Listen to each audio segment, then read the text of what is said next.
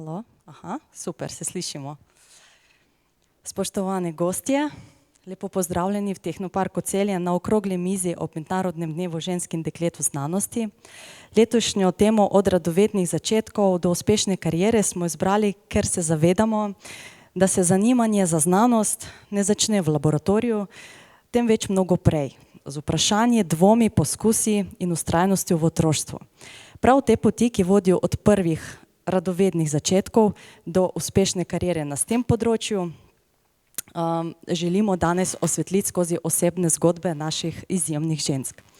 Z nami so 4 sogovornice, ki vsaka na svoj način poosebljajo vrhunskost, predanost in širino znanstvenega delovanja. Dr. Polona Žnidaršič-Plazl, profesorica na Fakulteti za kemijo in kemijsko tehnologijo Univerze v Ljubljani ter prejemnica Zoisove nagrade 2025 za vrhunske dosežke na področju kemijskega in biokemijskega mikroprocesnega inženirstva.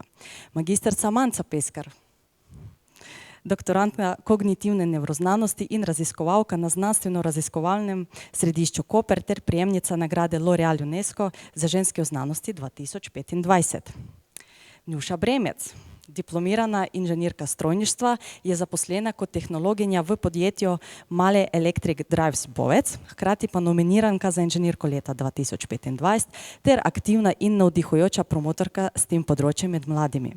Z nami je tudi dr. Teja Klančič, ki je po več letih raziskovanja in izobraževanja v tujini svoje znanje s področja prehrane, metabolizma in genetike prenesla tudi v slovenski javni prostor. Okroglo mizo bo vodila dr. Maša Jazbec, umetnica in raziskovalka na presečišču znanosti in umetnosti, s katero v Tehnoparku Celje sodelujemo že praktično od naših začetkov. In danes imamo čast, da gostimo dr. Anjo Šulin Košar, vodjo sektorja za analize na Javne agencije za znanstveno-raziskovalno in inovacijsko dejavnost Republike Slovenije, ki bo z uvodnim nagovorom osvetlila pomen in širši kontekst današnje teme. Na tej točki bi še rada povabila k besedi našo direktorico Andrejo Erjavec, ki bi javnosti na kratko predstavila, zakaj se v Tehnoparku Celje zavzemamo za tovrstne dogodke in zakaj verjamemo, da so ključne za svetlo prihodnost naše družbe. Diana, hvala. Spoštovane in cenjene gostje, lepo pozdravljene in dobrodošle v Tehnoparku Celje tudi z moje strani. Kot institucija, ki spodbuja zanimanje za znanost, tehnologije in inovacije med mladimi, čutimo odgovornost, da ustvarjamo okolje, v katerem se mladi lahko prepoznajo kot prihodnji raziskovalci, inženirji in voditelji. Zgodbami naših sogovornic želimo pokazati, da so poti v znanost raznolike, dostopne in vredne vztrajnosti ter da je podpora na teh poteh ključnega pomena. Verjamemo, da s postavljanjem dialoga, povezovanjem znanosti z družbo ter predstavljanjem navdihujočih zgledov dolgoročno prispevamo k razvoju znanja, inovativnosti in bolj vključujoče prihodnosti. Zahvaljujem se današnji predstavnici Javne agencije za znanstveno-raziskovalno in inovacijsko dejavnost, da so prepoznali Tehnopark Celje kot platformo za promocijo znanosti in nas tudi finančno podpirajo v našem delovanju. Hvala.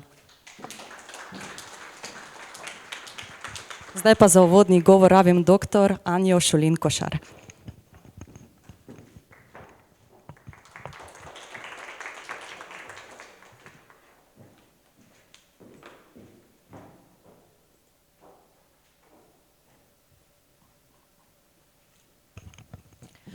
Lepo pozdravljeni tudi v mojem imenu in seveda v imenu Javne agencije za znanstveno-raziskovalno in inovacijsko dejavnost.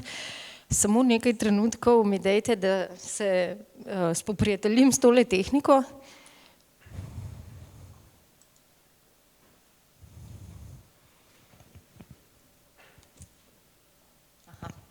Tako, pa smo.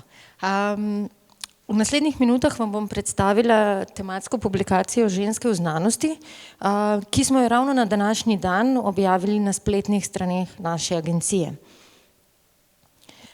Publikacija osvetljuje položaj žensk od izobraževanja do vrha znanstvene kariere v Sloveniji in vsebuje najnovejše podatke, ki so na voljo na to temo od Statističnega urada, naše agencije in pa Evropske komisije.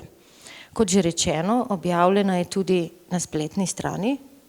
Tako. Tole je spletna stran Aris in če greste pod zavihek publikacije, si boste lahko prebrali.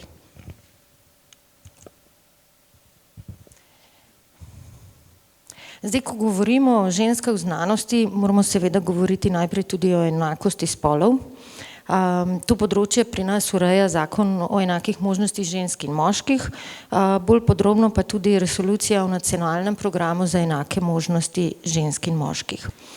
Če pogledamo nekoliko mednarodne kazalnike, se Slovenija precej dobro uvršča na tem področju, kljub temu pa v praksi vemo, da so razlike med spoloma še vedno prisotne. In kako je z znanosti?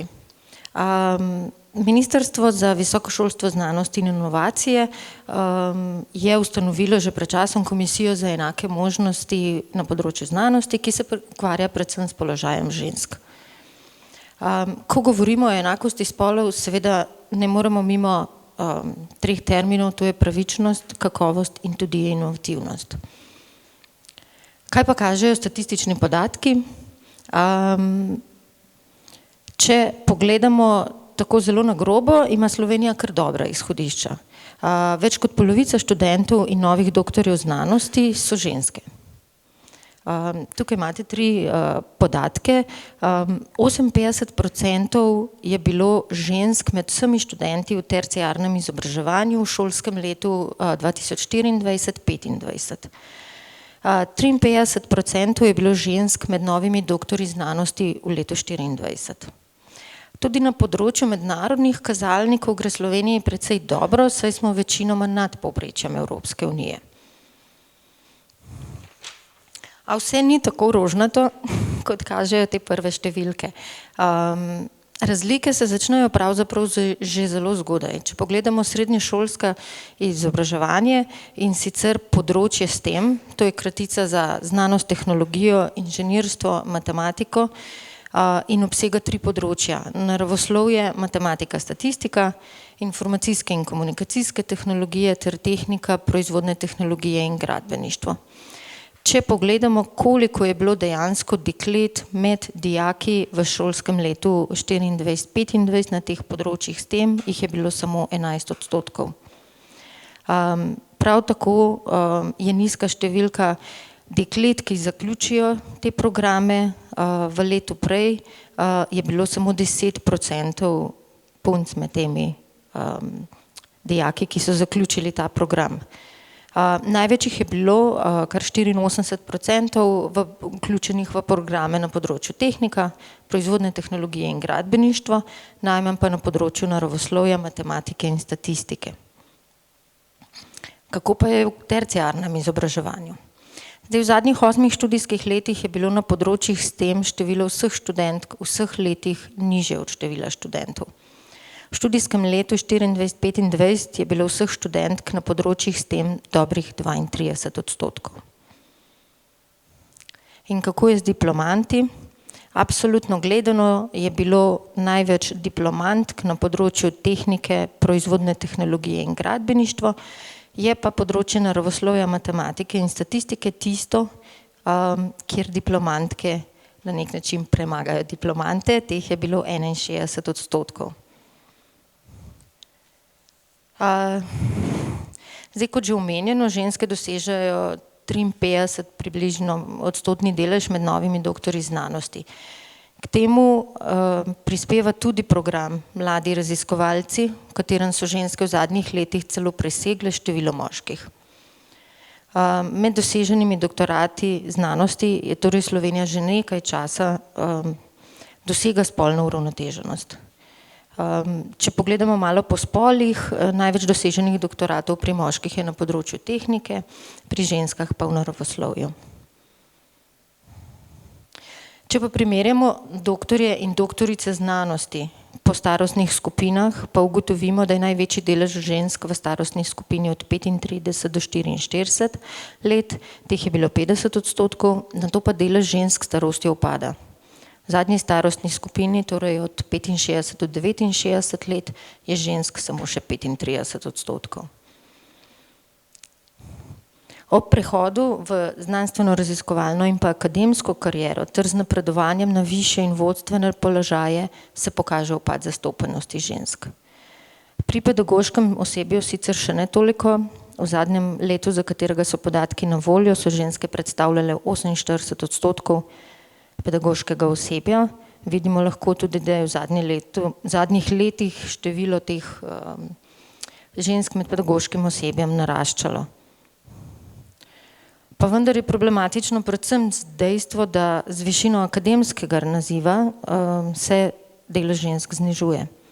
Med predavatelji in lektorji je sicer več kot 70% žensk, med rednimi profesorji pa le še 38%. Podobno razmerje kot med rednimi profesorji je tudi med znanstvenimi delavci in med visokošolskimi sodelavci je žensk približno polovica. Enak pojav lahko vidimo tudi, če pogledamo zaposlene v raziskovalni dejavnosti. V letu 2023 je bilo žensk le 37%. Največ jih je v medicini in naravoslovju, najmanj pa v tehniških vedah. Podobno sliko kažejo tudi podatki o vodjah raziskovalnih programov in projektov, kjer v vseh starostnih skupinah prevladujejo moški. Nekoliko bolj pri vodenju programov, malo manj pri vodenju aplikativnih in temeljnih raziskovalnih projektov, a razlika je še vedno očitna. Ženske tudi pozneje pridobijo prvo mentorstvo v programu Mladi raziskovalci in so pogosteje brez njega v primerjavi z moškimi kolegi. Enaka slika je potem tudi pri financiranju programov in projektov. Večina programov in projektov, ki dobijo financiranje na ravni države, so vodje moški. Tako pri samem stabilnem financiranju, kot tudi pri raziskovalnih projektih. O razlikah med spoloma pa sicer priča tudi primerjava povprečnih bruto plač v znanstveno-raziskovalni in razvojni dejavnosti. Plačna vrzel med spoloma je znašala 11% v oktobru 2024 v korist moških. Pri terciarno izobraženih pa celo 16%. Če za konec pogledamo še nekaj mednarodnih kazalnikov, na začetku sem že omenila, da Slovenija pri večini kazalnikov presega povprečje Evropske unije. Te podatke smo črpali iz publikacije She Figures, ki je objavljena vsaka 3 leta na spletni strani Evropske komisije. No in tole se mogoče malo slabše vidi, tako da vam bom probala jaz prebrati. Izstopamo predvsem pri številu žensk med doktorji znanosti, potem pri ženskah na akademskih položajih smo boljši od evropskega povprečja, tudi pri deležu žensk med člani upravnih odborov in na vodstvenih položajih. Gre nam pa slabše od evropskega povprečja pri številu prijaviteljev patentov in pa pri stopnji uspešnosti financiranja med ženskami. Publikacija, ki sem jo prej omenila, je prvič za leto 2024 predstavila tudi indeks She Figures, to je sestavljeni indeks enakosti spolov v znanosti in je za Slovenijo v letu 2024 znašal 72, s čimer se uvrščamo nekje na sredino med članicami Evropske unije. V vrhu so sicer Švedska, Finska, Litva, tudi Hrvaška je pred nami. Na dnu lestvice pa zanimivo Luksemburg, Nemčija, Ciper in pa Malta. Če tako za konec povzamem, torej žensko so dobro zastopane v terciarnem izobraževanju, pri napredovanju na višje akademske položaje pa delež žensk upada z višanjem naziva in odgovornosti. V tem primeru lahko govorimo o pojavu tako imenovanega škarjastega diagrama. A ni tako samo v Sloveniji, ta pojav ni značilen le za nas, ampak je del širše evropske in globalne slike. V Evropi se je sicer uveljavil trend počasnega izboljševanja, a je pot do dejanske enakosti spolov v znanosti še dolga. Kljub temu je treba poudariti pomen nacionalnih in mednarodnih iniciativ, ki sistematično krepijo vidnost in vlogo žensk v raziskovanju. Na primer nagrada inženirka leta, pa program L'Oreal UNESCO za ženske v znanosti ter na primer evropski projekti v okviru obzorja Evropa. Vključevanje žensk na vseh ravneh pomeni boljše izkoriščenje človeškega kapitala, hitrejši znanstveni napredek in pa tesnejšo povezanost raziskav z dejanskimi potrebami družbe. Pri tem nas čaka kar nekaj izzivov tudi v prihodnje, predvsem zagotoviti večjo transparentnost pri napredovanjih in financiranju, odpraviti plačne razlike, razvijati mentorstvo in podporne mreže za znanstvenice ter spodbujati uravnoteženo zastopanosti spolov v raziskovalnih skupinah in odločevalskih strukturah. Nenazadnje pa popolna enakopravnost žensk v znanosti ne pomeni le odprave diskriminacije, temveč je nujni pogoj za to, da bo znanost kot celota lahko razvila vse svoje ustvarjalne in inovacijske zmožnosti. Hvala.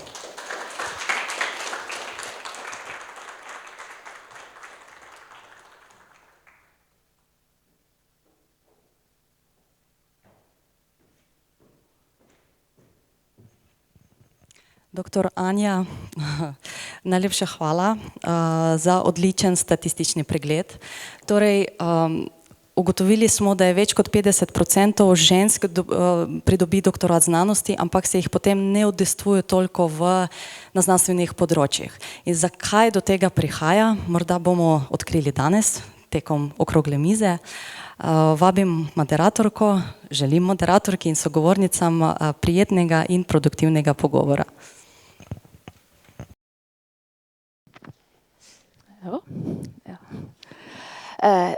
Lepo dobrodošli tudi v mojem imenu.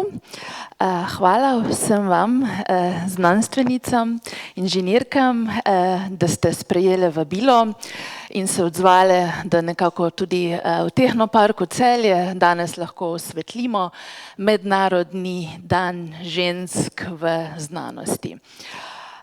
Kot je bilo že uvodoma rečeno, Tehnopark Celje obstaja 5 let in v teh 5 letih se je res zgradila že ena kar velika skupnost publike in vseh, ki sokreirajo v Sloveniji in tudi širše nekako STEAM, mi to imenujemo, se pravi popularizacijo znanosti, tehnologij in tudi umetnosti. Tudi tega ne spuščamo. In moram reči, da se ne poklanjamo ženskam samo, kadar je to tako izpostavljeno, določeni prazniki, ampak da kar čez vse leto. Tako da en velik dogodek bo že kar marca, kjer bomo gostili Mednarodni festival robotike in umetne inteligence. In sem zelo vesela, da nam bo letos pa uspelo vzpostaviti okroglo mizo oziroma en dan bomo imeli kar simpozij humanoidne robotike, kjer bomo pa nekako kar enakopravno zastopane ženske kot tudi moški. Tako da,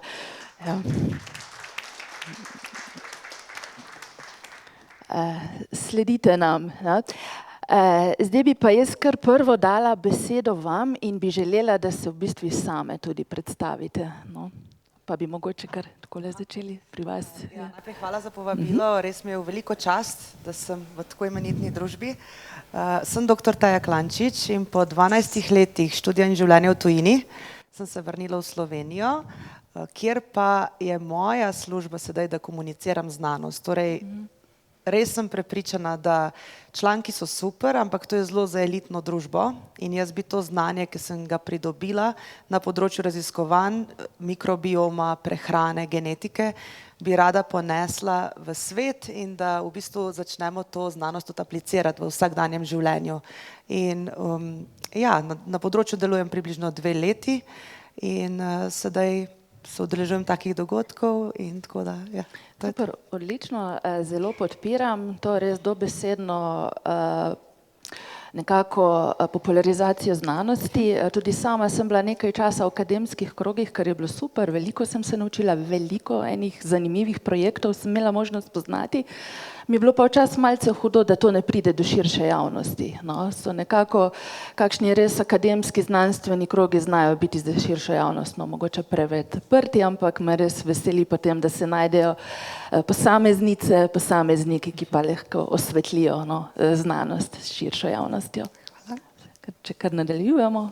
Jaz sem profesor dr. Polona Žnidaršič-Plazl, ne, en kup enih nazivov, kot vidite, glede seveda tudi, jasno sem najstarejša in sem prav ponosna, da imam toliko naslednic, ne, na tem področju, to me še posebej veseli. Danes smo iz statistike videli, da generacije, ne, z leti dejansko imamo bistveno manjši delež ženske. In jaz moram priznati, da sem kot profesorica na področju kemijskega inženirstva, pravzaprav tudi biotehnologije, ker sem študirala najprej kemijsko inženirstvo in potem še magistrirala iz biokemije, kar sem potem združila v to delovanje, ki ga danes nekje usmerjam, predvsem v razvoj bolj trajnostnih proizvodenj in ukvarjam se znanstveno s področjem mikroprocesnega inženirstva, kar ste omenili v moji nagradi, za katero sem prejela lansko leto Zoisovo.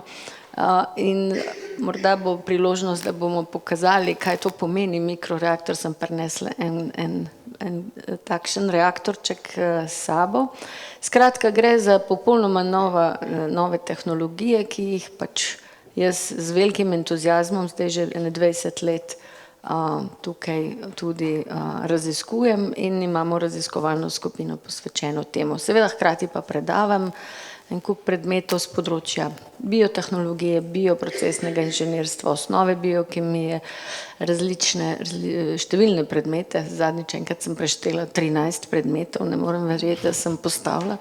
In nekako ja, kar orjemo ledino, lahko rečem, na tem področju, ki pravzaprav, ko sem jaz študirala, sploh še ni obstajalo, tako da je kar zelo, predvsem pa ljubim ta poklic, ker delam z mladimi, smo kot na igrišču, kjer se igramo in to mislim, da je res največ, kar lahko dosežeš.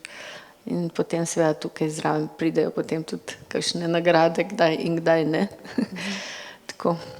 Sem pa, moram povedati, mati 3 otrok, to mi je pa seveda ena zelo pomemben del mojega življenja in 2 hčerki, obe sta šli v smeri s tem, se pravi, ena je končala računalništvo, informatiko, druga pa še študira fiziko.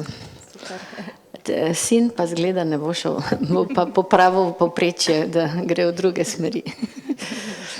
Ja, menim, da so lahko vaši študentje res, študentke in študenti res srečni, da imajo takšno predavateljico, ne. Meni so bili vedno za vzor neki predavatelji, ki imajo res bogate izkušnje in da kljub predanosti akademskemu svetu, se pravi raziskovanju, pisanju člankov, da res tako srčno predajate znanje naprej še kot profesorica. Kar nadaljevali? Lepo pozdravljeni tudi v mojem imenu, jaz sem pa Manca Peskar in sem v zadnjem letniku, upam si trditi, tik pred zdajci, tik pred oddajo doktorata iz področja kognitivne nevroznanosti. Po izobrazbi sem biopsihologinja in potem sem tudi nadaljevala pot še na en magisterij na kognitivno nevroznanost, ker sem si v bistvu želela prav tega malo več tehničnega znanja. In zdaj se mi je pametno, če obvladaš metodologijo, lahko bolj elegantno preskakuješ po različnih področjih raziskovanja, če te to tekom kariere začne zanimati oziroma če se tvoji interesi spremenijo. Trenutno pa se večinoma ukvarjam, se pravi, z napravo, ki rečemo na kratko EEG oziroma elektroencefalografijo. Gre za takšne elektrode, ki jih damo na glavo in zaznavamo možgansko aktivnost.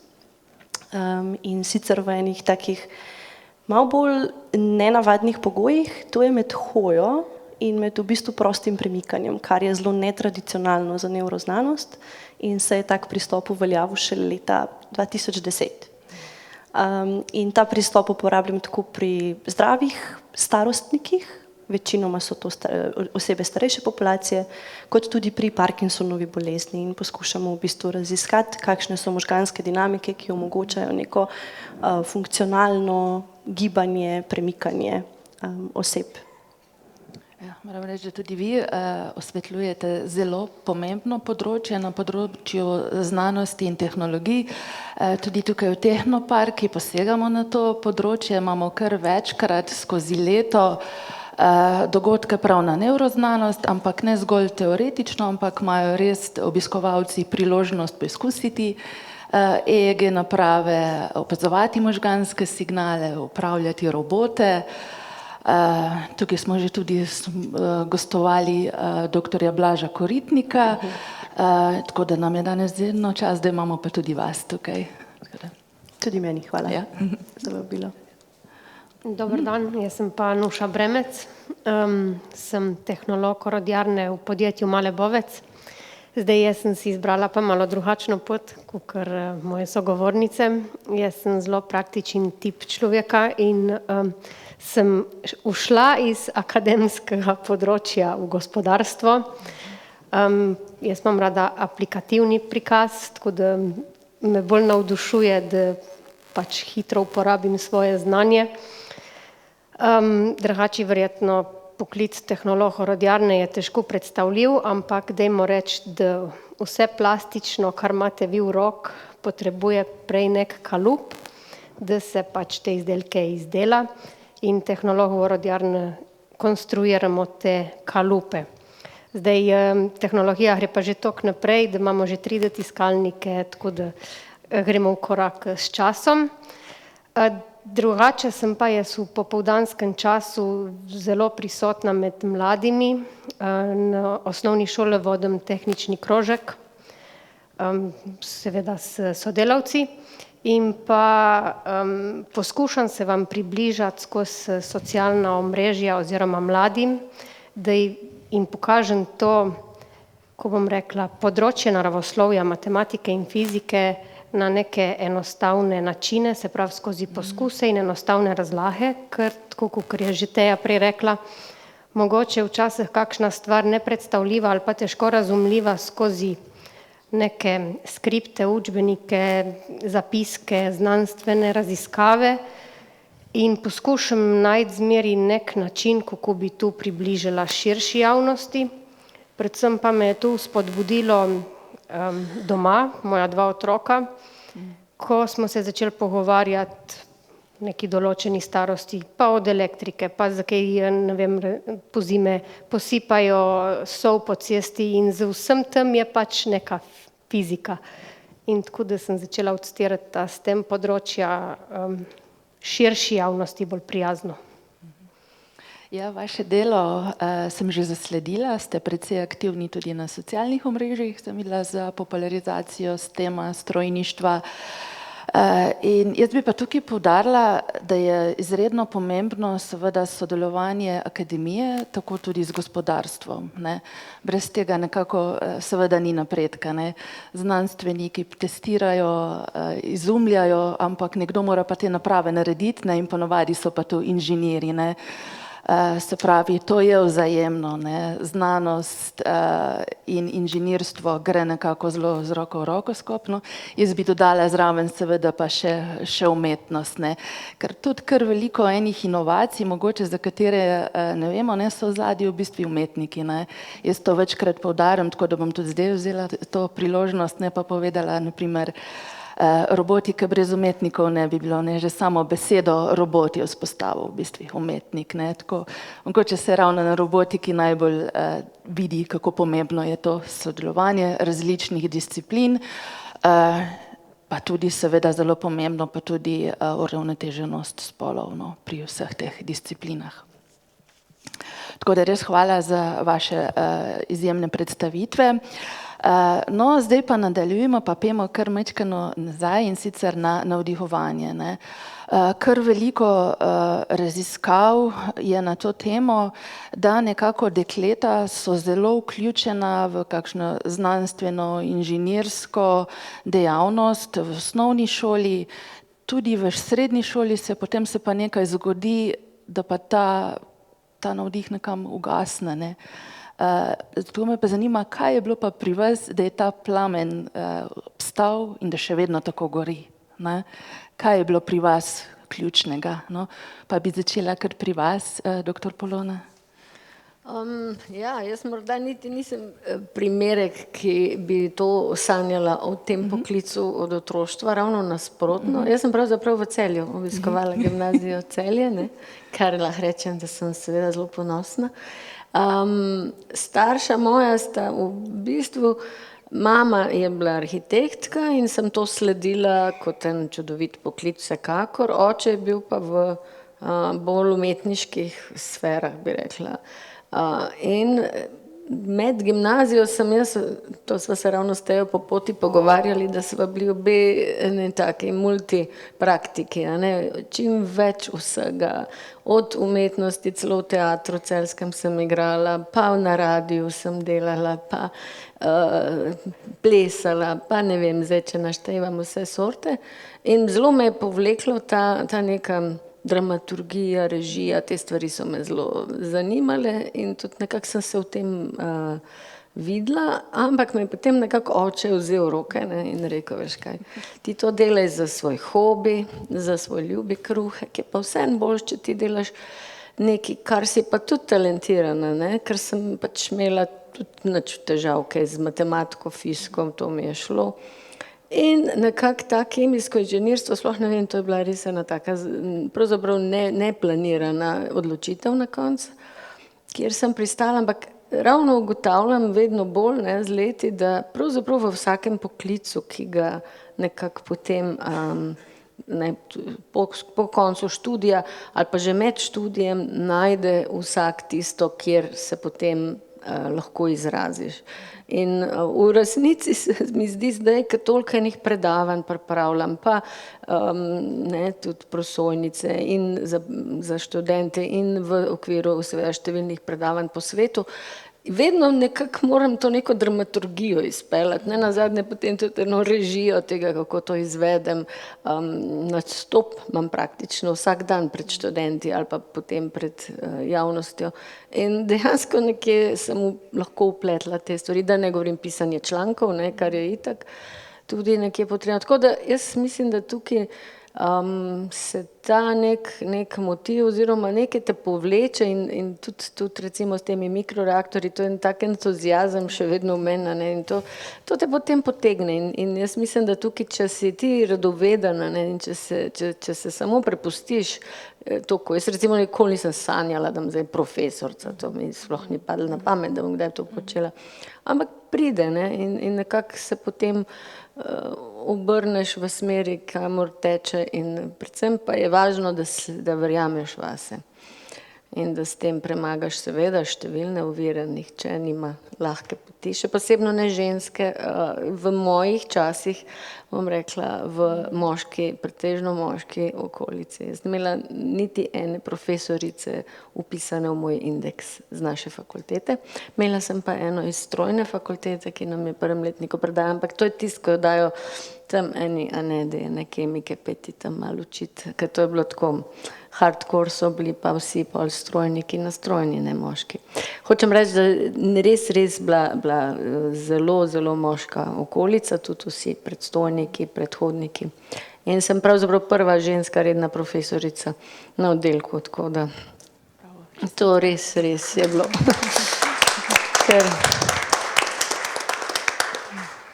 Tako da jaz mislim, da sam ta nasvet vsem mladim, samo verjeti vase in se najdeš. Hvala. Lahko z vami nadaljujemo? Ko gledam recimo nazaj v neka otroška leta, kar mi vedno v bistvu pride ven na plan, a ne, je neko to spraševanje, nek ta tih dialog, ki ga imaš sam s sabo, ne, ki lahko v bistvu hodiš po mestu, opazuješ ljudi in si poskušaš razlagati njihova vedenja. Zakaj se nekdo vede tako, kot se, ne, kaj jih je do tega pripeljalo. In lahko poskušaš pač najti 1001 razlog, a ne, vemo pa, da smo v bistvu zelo heterogeni, različne stvari nas peljejo naprej, nas motivirajo, v različne pasti se tudi v bistvu znajdemo. In v bistvu to spraševanje, ne, ves čas neko iskanje nekih razlogov, v bistvu kako si pojasniti svet okrog sebe, mogoče sem dala tle zdaj primer na odnosih, ampak tudi v drugih aspektih, tudi mogoče kakšni objektivni dogodki, ki se zgodijo, se mi zdi, da to prevpraševanje, to res iskanje teh razlogov, da je tisto, kar me je potem nekako pripeljalo na to pot, ker enkrat potem, ko spoznaš, kaj v bistvu znanost je in da je prav znanost v bistvu tista, ki ves čas sprašuje odgovore, zakaj, kako, hitro ugotoviš, da je to v bistvu nek tvoj naravni meč, ali pa nek fit. In lahko to svojo neko inherentno lastnost, ki tam je, ki jo ne moreš kar ugasniti, ker tako pač si po naravi, pretvoriš v nekaj tazga, kar ti pač pomaga služiti kruh. Hvala. Nuša, še vi poveste? Jaz sem pač živela na vasi, kjer res ni bilo nobenega otroka in jaz sem se večinoma časa družila z očetom pa z detkom. In moj naravni proces je bil tak, da sem imela večinoma žeblje, kladivo pa žago in veliko sem brala. Tako.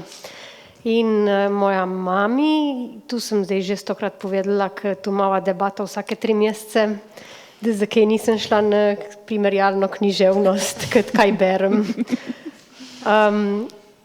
Nisem šla, zato ker jaz moram non-stop nekaj delati. Jaz moram z rokami non-stop nekaj pa šraufati. Pač tak tip človeka sem. Je pa moj hobi še zmeri branje, tako da mi dajo ti založbe priložnost, da napišem recenzije za kakšno knjigo. Tako da tu sem ohranila in mama rečem, sej pač se je išlo tako, kakor se je moglo iziti. Bom pa rekla, da na faksu jaz tudi nisem imela nobene profesorce, bili smo profesori, tako da žensk na strojnem faksu v akademski sferi po moje primankuje. Verjetno so zdaj zaposlene večinoma kot asistentke. Če je trenutno kakšna profesorca, ne vem, ampak verjetno, da ne. Je bilo pa tudi tako, da smo imeli telovadbo, toliko malo punc nas je bilo, da so nas potisnili na farmacijo k telovadbi. Verjetno je to še zmeri bolj tak stigmatiziran poklic, nažalost. Zato smo pa danes tukaj, ne? Tako da je bilo v moji naravi, da sem šla v nastrojno. Hvala. Še od vas, doktor Teja? Moja pot je zelo nenavadna. Jaz, če bi se kot otroka gledala, moje ambicije so bile, da bom bila čistilka. To sem jaz večkrat na družinskih večerjah povedala in so rekli, to boš tako ali tako lahko, ne? Ampak potem je bilo pa tako, ne? Jaz sem si vedno želela študirati v tujini. Jaz nisem niti vedela, kaj bi delala, vlekla me je tujina, jeziki, ampak doma ni bilo denarja, to se pravi, to je bil že prvi problem. Drugi problem je bil, da noben od mojih staršev ni glih ne znanstvenik, ne visoko izobražen, tako pač povprečna slovenska družina, ne, in tudi tle je bilo tako, kaj sploh delaš, ne, v življenju. Najdlje, dokler nisem zdaj začela komunicirati znanost, moji starši niso sploh vedeli, kaj bo moj doktorat, na primer, ne. Ampak bistvo bil potem, jaz sem bila že v 2. letniku farmacije in sem iskala smisel življenja, ne. Jaz sem skozi iskala smisel življenja, še zdaj ga včasih iščem, ne, ampak sem kar iskala načine, da nekam grem, da neki probam in sem se prijavila na prakso v Gano, ne. In prijem v Afriko, ne, in tam vidim, da vse, kar se učim, da nekako ne drži sterilnost, tam sem dobila en škaf zdravil, smo jih žlico ven zlagali, v neke vrečke pakirali, tako joj, če tule ne pilo vode pri nas, ne, in mi je čisto obrnilo, sem imela pa sodelavca, ki je pa vedel vse. On je vedel kontraindikacije za to zdravilo, s tem zdravilom. Jaz ga gledam, on 2. letnik, jaz 2. letnik in mu rečem, kako ti tukaj veš, ne, zakaj tukaj veš, pa on tako, mene to zanima, ne, no, se mene tudi, ne, samo, kako imaš ti tukaj več znanja, pa je rekel, zato, ker jaz sem se 6 let učil, da sem šel lahko na faks, da sem tudi zaslužil, jaz sem delal, a si ti kaj delala, sem rekel, ne, v Sloveniji je faks zastonj, ne, in mi je čist in je rekel, kaj pa ti rada, sem rekel, jaz bi pa rada študirala v tujini. In je rekel, pa če bi ti 6 let delala doma, bi lahko. Sem rekla, lahko, pa dej, ne. In sem prišla domov in sem staršem rekla, jaz sem se odločila, jaz grem delati kot varuška, ne. In moja mami, kaj je zdaj, pač kaj se ji dogaja, ne. Sakala, daj mi 1 let, jaz bom šla delati kot varuška v tujino, da se naučim jezika in takrat sem šla na Škotsko kot varuška. ker nisem imela spet ne denarja, ampak če si ti varuška, ti oni plačajo letalsko karto, družina ti da pač mislim tisto, kako se slovensko reče, pocket money, žepnino, tako, in živiš, ne? In se učiš jezika in sem tam se učila in kar naenkrat informativni dnevi. Jaz sem že pozabila, da sem šla sploh tudi faks iskat, ne? Ker tudi skozi sem poslušala, pa se ne morete prvošče, da bi ti v Angliji študirala, če so šolnine par 10 000 evrov na leto, naprimer, in moji starši ni šans, ne, niti vprašala nisem. In jaz grem na te informativne dneve in pridem in mi profesor sem tako reče, prid sem, začnemo se pogovarjati, ja, kaj bi pa študiral, se kaj nekaj med medicino, farmacijo, pa med športom, ne. Pa on tako, ja, imamo 400 programov, daj malo poglej si, ne. Koliko jih imamo 400, ne, ker v Sloveniji greš pa lahko na 3-4 smeri, če te tu zanima in to je to. In jaz pač berem in tako, seveda, na neki točki jaz tako, joj, fiziologija, in tako pravim jaz, ja, koliko so pa, koliko pa moram plačati za šolnine, pa on tako, čak, a niste zdaj Evropska unija, ne? Pa jaz tako, ja, smo en let smo v Evropski uniji in on tako, a ja, ne, pa lahko zastonj, ne. Ja, takrat je mene skoraj kap zadela, jaz sem prišla do familije, sem nekaj na faksu dala prijavo, ne, ker edino, kar sem dobila, so pa dobre ocene za maturo in dobro, da sem se takrat za maturo učila ko zmešana, zato ker sem hodila na farmacijo in je bilo ful točk potrebnih, ne. In itak sem imela dobre ocene, ne. In potem jaz spišem prijavo, v enem tednu sem imela unconditional offer, to pomeni brez sprejemcev, brez vsega, in sem se upisala na faks. In čist prišla domov, staršem povedala, da pač grem v tujino in da bom delala tam in da bom zdaj 1 leto doma delala 2 službi, da si naslužim, da lahko tam živim. In potem sem na Škotskem prve 2 leti delala še kot varuška, delala faksa, ne, tako da sem pač preživela, pa smo dobila zelo visoko ad futura štipendijo iz Slovenije, ki je bila sicer namenjena doktorskim študentom na tisti točki, ampak jaz sem vseeno dala prijavo, ne, sem rekla, pač probam, pa rečejo ne, in so rekli, ja, v redu, no. Noro. In pol sem v bistvu si lahko s tem denarjem, ne, jaz to ves denar, ki sem kadarkoli dobila, sem investirala v svoje izobraževanje. Pač do zadnjega centa, zato ker sem potem si plačala, ker faks se je pač do diplomc se je približeval koncu, jaz sem spet rekla, ko pa zdaj spet ne vem, kaj bi v življenju, ne, a bi bila fizioterapeutka ali bi šla v raziskovalne vode in sem rekla, je nič najbolj, da probam in sem si s tistimi prihranki od štipendije plačala 1 mesec izmenjave v Kanadi in sem šla na neko fiziokliniko, ki mi je bilo dolg čas po 2 dneh, ne, in sem rekla, očitno tu ni zame. Pa sem šla pa v Houston, ne, ki delajo pa z NASA, en profesor, sem šla pa kot prostovoljka v laboratorij, kjer smo testirali ljudi, pa smo analizirali kri, in sem rekla, aleluja, to je to. In smo delali po 16 ur na dan in sploh nisem hotela domov, ne. No, in pol se je pa tako začelo in potem so bile ponudbe, potem sem šla v Nemčijo delati magisterij, potem doktorat v Kanado, ne. Ampak če mene vprašate, ker sem bila 10 let stara, kakšna je bila moja vizija, kakšne sanje, nisem, jaz sem samo, ker sem sledila svojim zanimanju praktično. Ves čas sem iskala odgovor, ampak bolj z praktičnega vidika in ko sem enkrat v Nemčiji na magisteriju slišala za črevesne bakterije, ki je doktor Dirk Haller predaval o tem, seka, no, to bo pa moja tema doktorata. Tisti trenutek sem vedela, ker do tiste točke nisem sploh vedela, kako pomembne so črevesne bakterije za imunski sistem, za delovanje možganov, za regulacijo telesne teže in sem na tisti točki se pa tudi odločila in potem dobila tudi doktorat v Kanadi. Tako. Hvala, izjemno zanimiva zgodba, od vseh izjemne zgodbe. Zdaj, če malo povzamem, no, vse ste izpostavili seveda radovednost, raziskovanje, pa seveda, tako kot je doktor Polona tudi rekla, verjeti vase, ne. Kakor sem zdaj iz vaših zgodb razbrala, res ste vse močno verjele vase, pa še vedno verjamete, ne, zato pa ste danes tukaj in tako uspešne.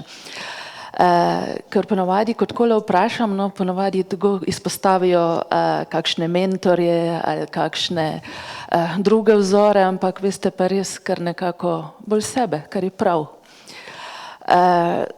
Zdaj zadnjih nekaj let, no, je kar veliko nekih raznoraznih iniciativ že v osnovnih šolah, da se da se dekleta vzpodbuja v inženirstvu, raziskovanju, v znanost, girls do codes, potem res veliko je tega, ne.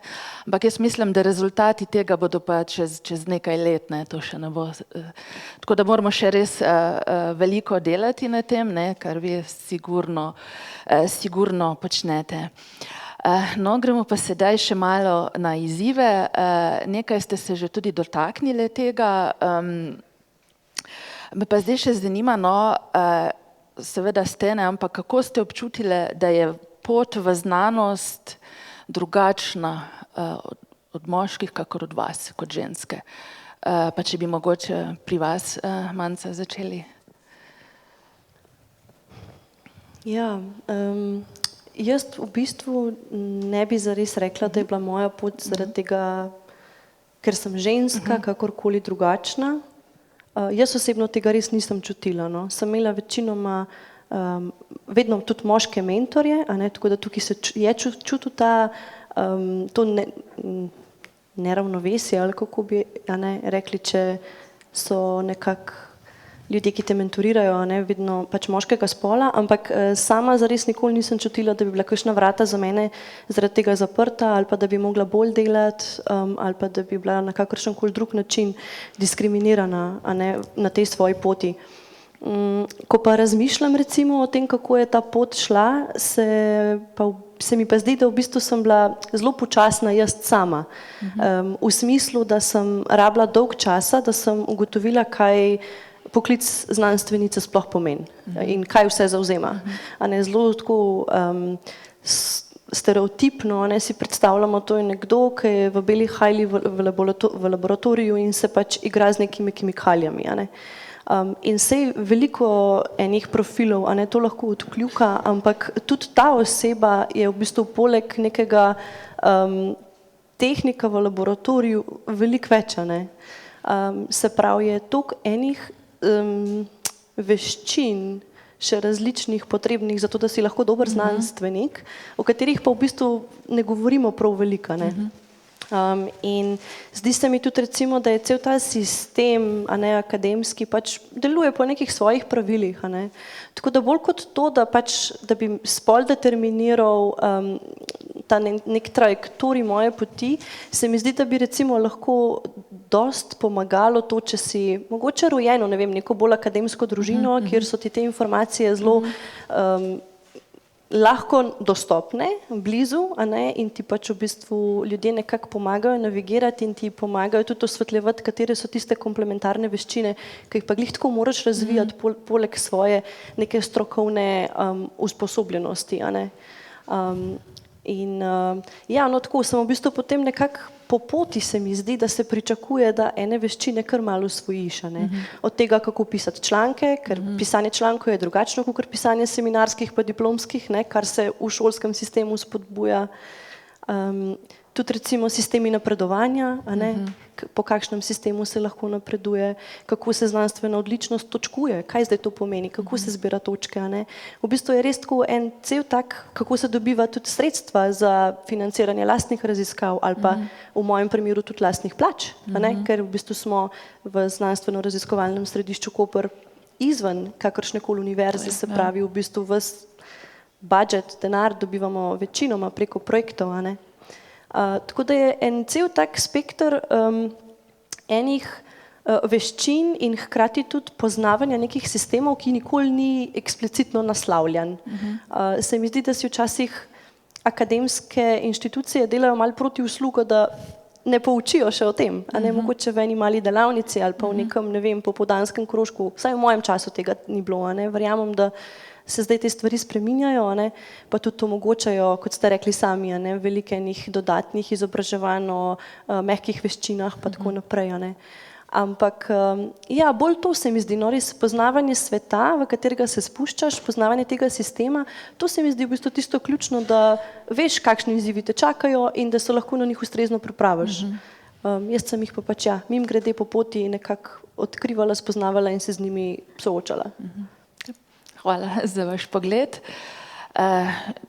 Nuš, a vi boste imeli pa tukaj kar veliko za povedati, verjetno. Vi ste pa res dejavni, uspešni na področju, ki nažalost še vedno velja tako za zelo moško domeno. Ne? Kako ste se vi prebijali, se še prebijate? Jaz sem edina v bistvu v celem podjetju s diplomo iz strojništva. Moji sodelavci so samo moški. In jaz bom tako rekla, enkrat so me vprašali po stereotipu žensk v moških poklicah. Jaz tega nikoli nisem naslovila, ker če bi to naslavljala sama pri sebe, ne bi končala nikoli na strojnem faksu. Skozi mojo kariero pa opažam drug stereotip, ki se mi zdi veliko bolj tako, me zaboli, ker med moškimi v strojništvu ali pa ne vem, lahko še kje drugje, imaš samo dve možnosti. Zdaj bom tako čisto karikirala sestanek. A te prezrejo ali pa mislijo, da moraš vse vedeti, ker si ženska v strojništvu. Se pravi, ti ne dopuščajo možnosti, da pa nekega dela mogoče ne veš prav dobro in da moraš si postaviti vprašanje, zakaj, zato da na njega dobiš potem odgovor. Tako da v mojem poklicu bi jaz prej rekla, da je bolj stereotipno to, da ali smo pač nekje pri kraj, ali pa moraš vse vedeti. Ni neke srednje vrednosti oziroma poti. Tako da jaz mislim, da tudi tu, kar ste prej rekli, radovednost, da je ena izmed lastnosti znanstvenikov ali pa inženirjev. Ja, je res je radovednost, zaupanje vase sigurno, predvsem se zdi pa pomembno tudi, da si znaš priznati, da kakšne stvari ne veš in na njo poiščeš sam odgovor. Ne čakaš drugih in ubiraš bližnjic, ampak se v problem zakoplješ in se dokoplješ do odgovora. Se mi zdi, da to je pa še ona tista vrlina, ki bi se je reklo vztrajnost verjetno. Zelo pomembna, ja. Tako da samo tako lahko konkuriraš, če ves čas vlagaš v svojo, ne samo izobraževanje, tudi v širše znanje in dojemanje. Tako. Super, hvala za vaš pogled. Pri vas me pa tudi zanima, bi lahko pa še eno komponento dala zraven, kot ste omenili, veliko bili tudi dejavni v tujini. Kako pa je tudi tam ta primerjava? Ravno o tem sem hotela govoriti, naprimer v Kanadi, kjer sem delala doktorat, jaz sem bila v skupini žensk in moja mentorica je bila moj idol. Jaz tako sposobne ženske na področju znanosti do te točke nisem poznala, sposobna v smislu tako, da je bila v raziskovanju črevesnih bakterij dosti visoko v svetu in njen work-life balance. In meni je to bilo všeč, ona ob 3 šla domov, čau. In od 8 do 3 je bilo narejen, potem smo se drug dan spet. In tu nas je tako navadila in je tudi rekla, morate iti na dopust. Mislim, nekaj, kar prej nisem poznala. Jaz sem bila prej v Ameriki, ki je tako skozi delaš, pa v Nemčiji, ki pa tudi ni bilo nekega balansa. Tako da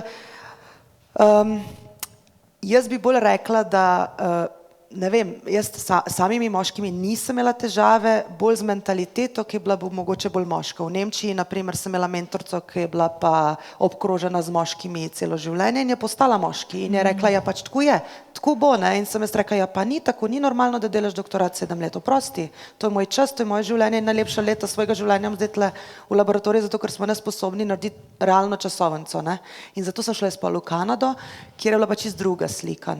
In hočem ravno to povedati. Okolje bo tudi iz vas ali izvabilo nekaj najboljšega in določeno okolje vam bo ustrezalo, bo vaš potencial zasijal, v določenih okoljih pa pač ne gre. Enkrat sem prebrala en vers, da ženska uspe mora delati 2krat toliko kot moški, ampak da na srečo ni tako težko. Hvala. Zelo nas zanimajo tudi vaše izkušnje, doktor Polona, mislim, da jih imate vi tudi kar veliko. Ja, zelo sem se kar malo zamislila tudi z mojega okolja, kot sem omenila, nisem imela niti ene profesorice, so pa bile kakšne asistentke, ki so ponavadi mogle še na mesto profesora marsikaj oddelati, predavati, imeti vse vaje in tako. In ko sem jaz začela, z svojim s poklicom, najprej sem bila mlada raziskovalka, je bilo v tistem obdobju kar nekaj nas deklet, ki smo bile očitno prepoznane kot dobre, hkrati smo bile pridne, jasno, ne, naredile smo, jaz vem, da sem imela članke že iz magisterija takrat znanstvenega, kar res ni bilo pogosto. Tudi pri doktoratu je to se nadaljevalo, pač znali smo veliko, se pravi, bile smo motivirane, imeli smo neke tudi očitno uspešne poti, ampak ko je prišlo pa do točke, ko je bilo pa potrebno vlagati te habilitacijske postopke, ne, to so te nujne stopne v karieri in te škarjaste, ne, kot ste lepo danes slišali, ta škarje so res bile, vsaj v mojih časih, zdaj se je zelo spremenilo, to lahko takoj, da vas ne prestrašam, res se je spremenilo, ampak takrat je bilo pa tako, da so poseben kritični krizni sestanek sklicali profesorji, ko smo 3 hkrati oddali vloge za docenturo. In potem so dali te vloge v predal in vse 3, mislim, da nobena ni pod 2,5 leta čakala, da se je zadeva zaključila. Normalen postopek je potrebno zaključiti v pol leta.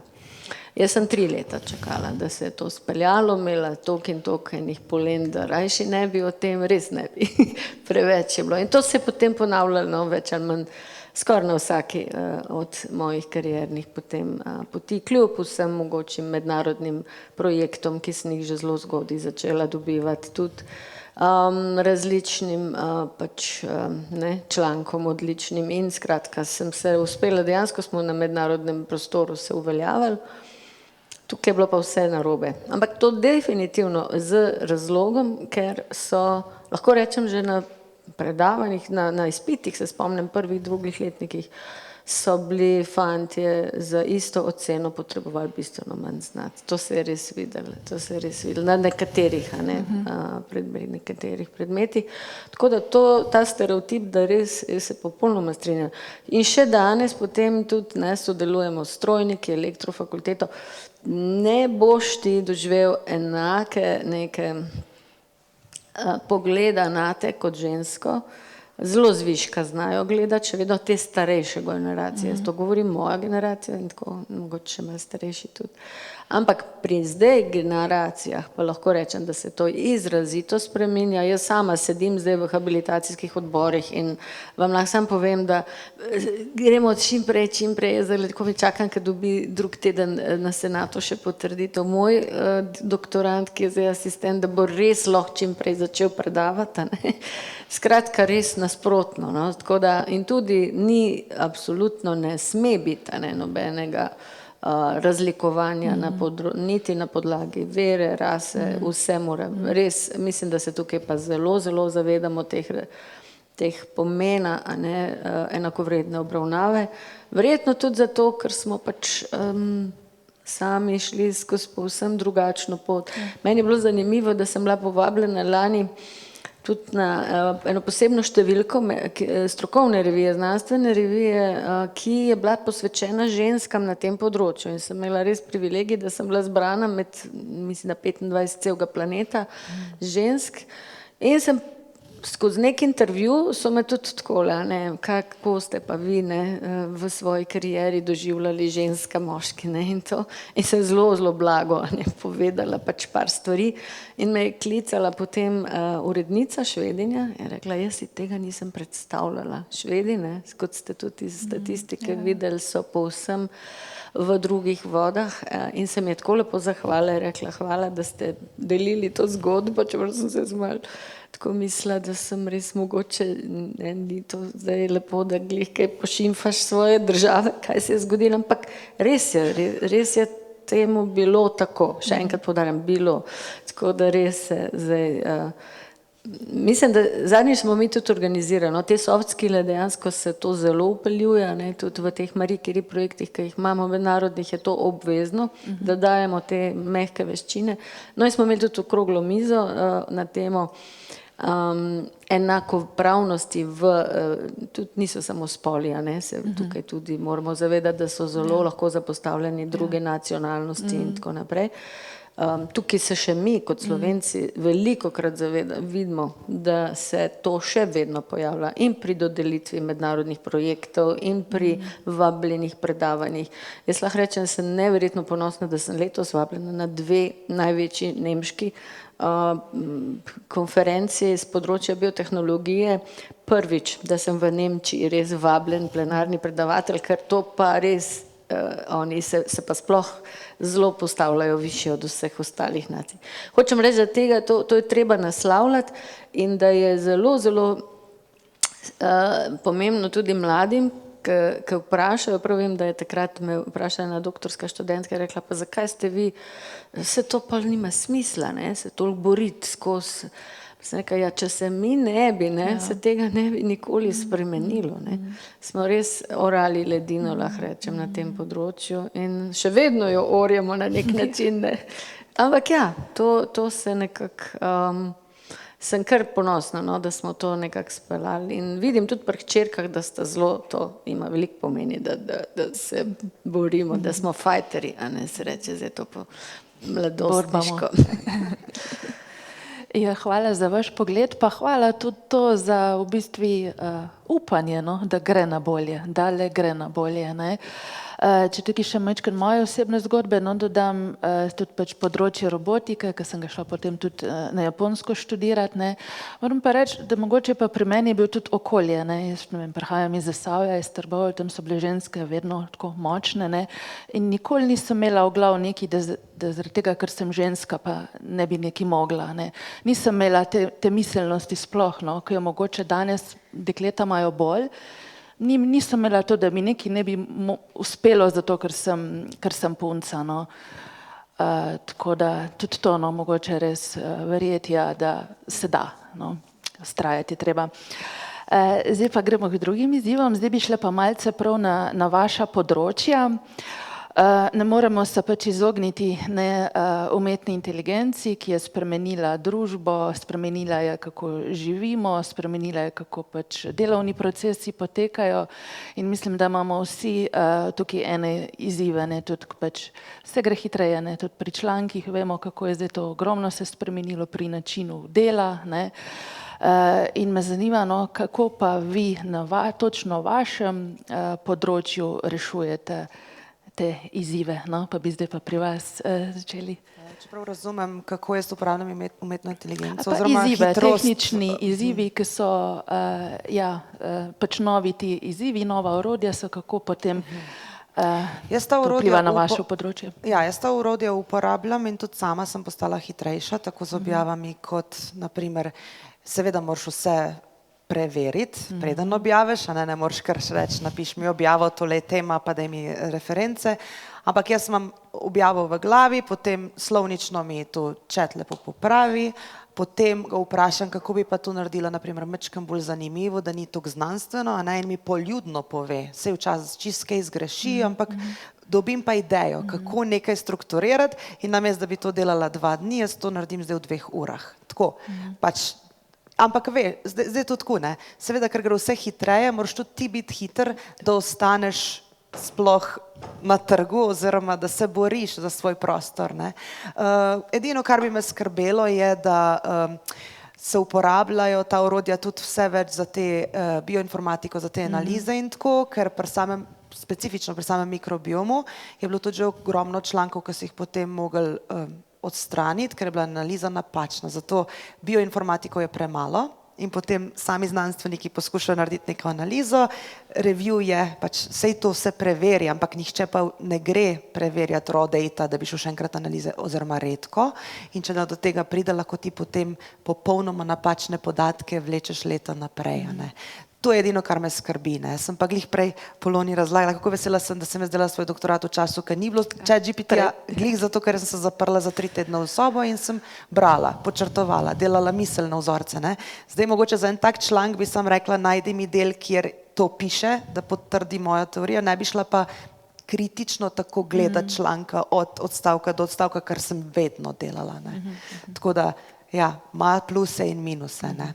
Je pa res, da sem dosti konzervativna glede tega in grem vsako informacijo, ki bi jo posredovala širši publiki, sama tudi preveriti in iščem to po člankih. Tako. Hvala. Bi nadaljevali kar z vami, dr. Polona? Ja, pri meni je podobno. Jaz mislim, da se sploh inženirstvo izredno lahko pomaga oziroma se že uporablja to že vrsto let. Tako imenovani digitalni dvojčki so nekaj, kar je praktično zdaj v rabi pri načrtovanju industrijskih procesov, pri modelih. Skratka, tukaj so te stvari že vrsto let v uporabi, ampak seveda zdaj s temi LLM-i, lingvističnimi modeli, je prišlo pa še do te, bi rekla, poplave, na nek način, tudi na Arisu vem, da zdaj se kar za glavo držijo, recimo število projektov je kar naenkrat podvojilo se, ker zdaj vsak reče, ChatGPT, napiš mi to. Jaz moram priznati, da pri sebi sem še relativno konzervativna, več ali manj uporabljam pri seveda oblikovanju teksta, da malo naokrog obrne, ampak smo imeli pa ravno šolo pred kratkim v okviru enega našega projekta trenutnega, da je to zelo dobro, ravno tako kot se imenuje chat, da ti se pogovarjaš in s tem v bistvu izboljšaš, kot je Teja lepo rekla, da ti v bistvu da recimo en mogoče malo drugačen vidik ali pa da ti malo opozoriš na kakšno stvar, ker mi govorimo o bruseljščini, to so evropski projekti, pomeni, da moraš imeti res specifično način pisanja projektov, da o patentih sploh ne komentiram, to je spet čist drug jezik in tukaj se znajo ta orodja zelo dobro uporabljati. Je pa tle ena velika past, kot profesorca vidim, pa sem doživela letos, lansko leto res en preblisk, moram priznati, da me je pa kar posedel, ker seveda dovoljeno je, ni prepovedana uporaba, tudi pri pisanju diplom in tralala. Ampak kar se mi je zgodilo je, da sem imela eno študentko, ki je praktično samo diplomo mogla narediti po letih, ker ni bilo več na fakulteti. In je nadaljavo sva imeli komuniciranje in ona po nekaj iteracijah je to izgledalo že spodobno in smo rekli, gremo zagovarjati. In ko se je ona tam pojavila na zagovoru, ne samo, da je brala tisto, ki je nekaj napisala, karkoli si vprašal, se ji ni niti sanjalo. In jaz sem šele takrat se zgroženo ugotovila, da verjetno, da je to vse napisal ChatGPT. Kar je seveda ena velika past. In tukaj jaz mislim, da se moramo zavedati, da je treba tle se skozi sprašujemo, kje, kako to nekako regulirati. In samo upam, predvsem je pa tudi nekaj, kar je treba se zavedati, točno tako kot Teja pravi, vedno je treba preveriti stvari, ponovno prebrati, ker zelo, zelo veliko stvari seveda se znajde tudi napačnih v teh stvarih. Hvala za vaš pogled, pa bi kar z vami Manta nadaljevali. Ja, ti recimo urejevalniki besedila, valjda, to je pač res eno veliko breme nam v bistvu vzelo iz ramen, veliko časa je šlo, včasih tudi nepotrebnega, ker je treba res v bistvu samo tisto ostrino dodati v stavku, za katero včasih porabiš zelo veliko časa, čeprav je vsebina že tam. Tako da tukaj je definitivno velik benefit oziroma neka prednost uporabe umetne inteligence. Drugi aspekt je tudi pri analizi podatkov. Mi recimo na EEG, se pravi na teh res podatkih, ki so informacijsko zelo bogati. Lahko si predstavljate, da je to v vsaki sekundi 500 informacijskih oziroma nekih data points in to imaš 128 elektrod, ki to vsako sekundo počne. Se pravi 500 krat 128 vsako sekundo. Toliko imaš podatkov. In zdaj iz teh podatkov je pač potrebno izluščati neke smiselne stvari, ki bodo mogoče tudi klinično relevantne. In na tej točki je recimo umetna inteligenca oziroma bolj podrobno, se pravi strojno učenje. Machine learning je tukaj spet pomagal nekako to kompleksnost posimplificirati na tistih nekaj ključnih, kako ne rečem, informacij, ki jih potem mi lahko smiselno z njimi operiramo in na podlagi katerih lahko potem zastavljamo tudi nova raziskovalna vprašanja in jih potem tudi umeščamo v klinično prakso lahko. Tako da to tudi pač počnemo že leta, a ne, pri nas. Tretji aspekt, ki bi ga pa mogoče izpostavila za naprej, a ne, ki pa tudi izhaja iz tega, je pa, da bojo ravno zaradi tega, a ne, ker pač mi imamo lahko samo končno število, pa zelo omejeno je to končno število nekih informacij, sočasno vrtimo pa gnetemo v svojih mislih, a ne. Nismo zmožni hkrati imeti v svojem delovnem spominu tisoče in tisoče informacij, a ne. Medtem ko umetna inteligenca to lahko. In spet, če tukaj upeljemo, a ne, strojno učenje, lahko si predstavljam, da v prihodnosti dosti bolj natančno napovedujemo, katere osebe recimo imajo ali kakšne biološke predispozicije za bolezni, če dodamo zraven recimo možganske slike, električno možgansko aktivnost, vedenjske podatke iz nekih eksperimentov in tako naprej, lahko tudi dosti bolj napovemo mogoče katera zdravila ali pa kakšen režim nekega zdravljenja bo za to specifično osebo s takimi specifičnimi karakteristikami boljši, a ne, da bojo v bistvu se zdravstveni sistem lahko izboljšal ali na podlagi hitrejše, bolj natančne diagnostike, v drugo pa terapevtskih intervencij, a ne. Tako da, ja, je, mislim, sigurno je pospešeno, ne, tako svetlobno hitrostjo se mi zdi, da se bojo dogajali tudi v zdravstvu zdaj neka taka res prebojna odkritja, glih zaradi tega, ker naše prosto oko teh povezav ni moglo vzpostaviti, ker je enostavno prevelika količina informacij in je tukaj v bistvu, se mi zdi, kar ena velika revolucija, no, na pragu. Hvala. Nuša, še vaše področje? Jaz sem zdaj na dveh polah, kot inženirka strojništva in kot mama. Če pogledam z vidika inženirke strojništva, hvala Bogu, da nam je en tu olajšal, tako bom rekla. Zakaj? Naše podjetje se na primer sooča z upadom delavcev, kvalificiranih, in umetna inteligenca pomaga, da te delavce na žalost nadomestimo, ki jih ni.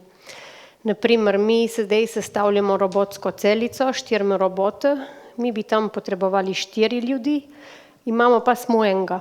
Se pravi, bo samo na končni izhodni kontroli ta oseba, ki je v našem podjetju, 3 smo nadomestili z roboti, s strojnim vidom, z umetno inteligenco, z digitalizacijo podatkov.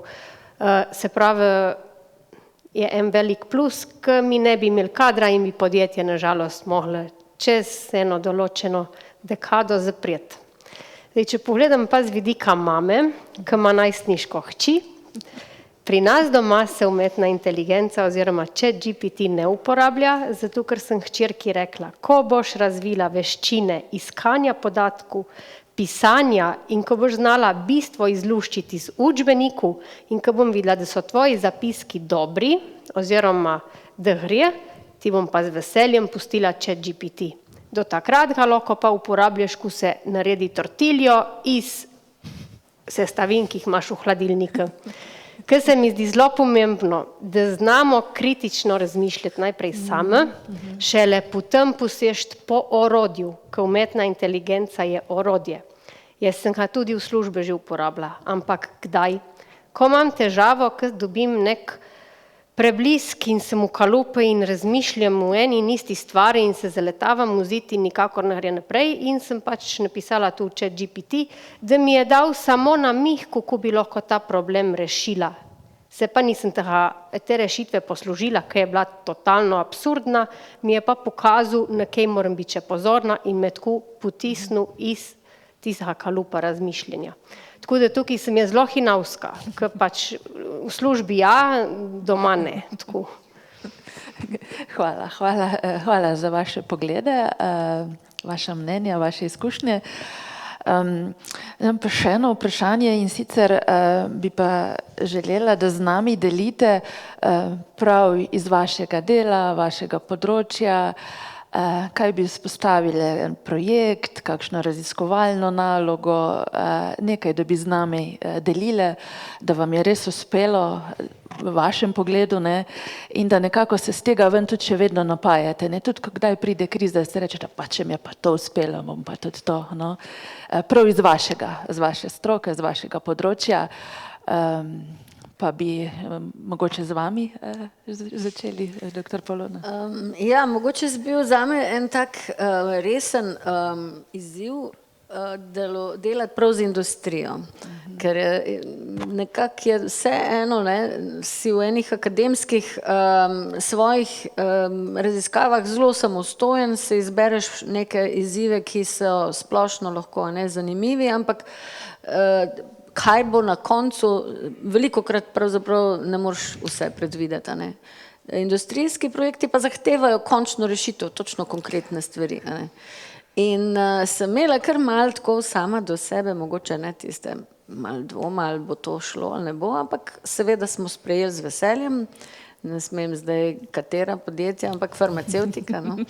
In zadeva je bila taka, da so nam dali en zanimiv primer procesa, ki je zelo zaradi narave, ki je zelo bila pač, da se zelo veliko toplote tvori, problem so reševali celo na osnovi študije naše konkurenčne inštitucije, da so 5 dni ta proces vodili. V bistvu so mogli po kapljicah, dobesedno po kapljicah dodajati ene reaktante, potem je to trajala, ne vem, še separacija, pa zopet druga reakcija in skratka vse skupaj 5 dni trajalo.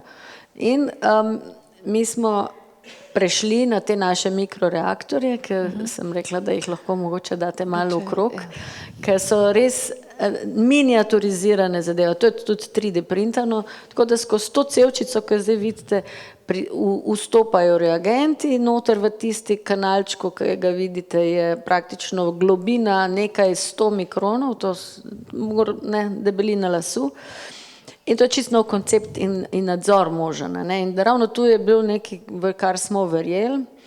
In sem res najbolj nekako sama nase ponosna, da smo potem pravzaprav te nejeverne Tomaže, ki jih je bilo tam na tistem sestanku, v glavni so bili seveda pa sami moški, ki so tako gledali, ne, sploh pa ženska, kaj bom jaz zdaj tam kaj jim rešila. V glavnem dejansko se mi je porodila potem ena taka čudovita ideja, da smo to rešili z procesom v nekih kapljicah, ki je trajal na koncu v redu velikosti minut. Mi smo iz tistih dni prešli na minute in kot mi je znano, zdaj po najnovejših podatkih bojo ta proces dejansko v industrijskem merilu postavili v Indiji. Tako da to se mi zdi tako en tak. Seveda, absolutno nisem bila sama, pri tem seveda so sodelovali, ne, tudi ljudje iz te industrije, tudi moji kolegi, tudi študenti, ki so potem delali, ne, številne eksperimente, smo to potrdili, to daleč od tega, da je to one man band rešitev, ampak ja, neke ideje, ampak to mi je dal neko samozavest, ki mislim, da včasih ni, ne, vedno prisotno. Ja, ja. Hvala za vašo izkušnjo. Bi lahko Taja še vi z nami delili? Ja, moj projekt med samim doktoratom, kot sem omenila, sem imela eno super mentorico, ki mi je dala proste roke. To je pomenilo, da samo dozo, jaz sem raziskovala, kako antibiotiki, če jih damo na začetku življenja in spremenimo te črevesne bakterije, povečajo tveganje za debelost kasneje v življenju, ne? To smo vedeli. Zdaj, kaj bi jaz tem živalim dala, da bi to debelost tveganje zmanjšala oziroma preprečila, ker antibiotikom seveda se ne moramo izogniti, če otrok bolan, mu boš dal antibiotike, ne? V glavnem, in potem je moja mentorica takrat rekla, naredi načrt, preglej literaturo, a ne, in to sem jaz vse od začetka, od izvedbe do končne objave, sem jaz tu vse načrtovala in v bistvu je bilo to veliko tveganje, ne, kaj če dobiš rezultate, ki pač jih ne moreš objaviti, ne, ipak je to 3-4 leta tvojega dela. In ja, v bistvu, ko smo mi začeli to delati, ne še to povem, da ko sem jaz imela laboratorijski del, je bilo 11 mesecev, sem imela en dan prosta, ne, in povprečno sem delala tako 10 ur na dan, ne. Ampak to je bilo fizično delano, dvigovanje tistih kletk, 700 podgana, ne, vsak dan jih ne previjati, no, previjala jih nisem, ampak dejansko hraniti, menjati, vse od A do Ž. In to mi je dal tako, mislim, sam doktorat, sej dobiš znanje, ne. ampak tako mentalno moč, tako ustrajnost, da nič me ni v življenju straha, ne? Ker jaz sem vedela, da odnehala ne bom nikoli, ne, tako trmasta sem, ampak so bili pa dnevi, ki mi je bilo zelo težko, ne, ampak sem oboževala, kar sem delala, sem doza je bila prevelika, ne, in kaj sem še uvedla, to je bilo takrat v Kanadi, ko jaz sem prišla iz Nemčije in tam je teamwork, to je bilo pa super, to so me pa Nemci naučili, ne, teamwork, to moraš biti hiter, ki je žival na mizi, to moraš hiter tkiva zbrati, da je kvaliteta tkiv dobra, da boš imela dobre rezultate, ne, in to sem jaz s to mentaliteto sem jaz prišla v Kanado in sem v skupini rekla, 6 nas dela doktorat, dajmo vseh 6 vas rabim na dneve, ko zbiramo tkiva, da gre tu hiter, ker če sem sama, bo tu trajalo pol ure za eno žival, ampak tu ni, z nobenega pogleda ni v redu, ne. In res smo rabili na koncu minuto, 2 na žival, bilo nas je 6 kot tekoči trak in tako so mene Nemci zdresirali, jaz sem to potem v Kanado prenesla in kaj je bil velik plus tega, ne da so bili rezultati super, da je bilo objavljeno v High Impact Factorju, tudi neki pomenljivi rezultati, ampak na koncu je bil ta teamwork ključ naše skupine in tudi druge skupine so to kopirale, kaj pa še velik plus bil za nekoga, ki je mlad raziskovalec, jaz sem bila na vseh člankih. Jaz sem vsem, seveda, ki so sodelovali in mi pomagali, sem rekla, kdor mi bo pomagal, bo na članku, absolutno no questions asked, pa me ne zanima, ali si ti dodiplomski študent, ali si ti postdoc, vsi smo isti, a ne, in vsi boste na člankih, isto je bilo pa pol meni, čeprav nisem nikoli prosila, da me kdo dal na člank, ampak jaz, če sem rekla, če si mi pomagal, bom tudi jaz teb, ker to so bili nori dnevi in na koncu je bilo samo win-win situation, a ne. Tako, to je bil pa tist, ki mi da vedno, kadar mi je karkoli težko, si mislim, se bo že, ne. Lično, hvala. Lahko z vami, Manca, nadaljujemo? Ja, včasih slišimo ta reka, ne, da če bi te nekdo da mora biti doktorat tak, da če te kdo vpraša, a bi šel še enkrat, da absolutno rečeš ne, a ne. Ja, in zame to 100% drži in tudi v bistvu, če se navežem na eno študijo, ki smo jo izvajali, šli smo v začetku tega projekta, na katerem sem jaz delala doktorat v Nemčijo, v laboratoriju od mojega mentorja.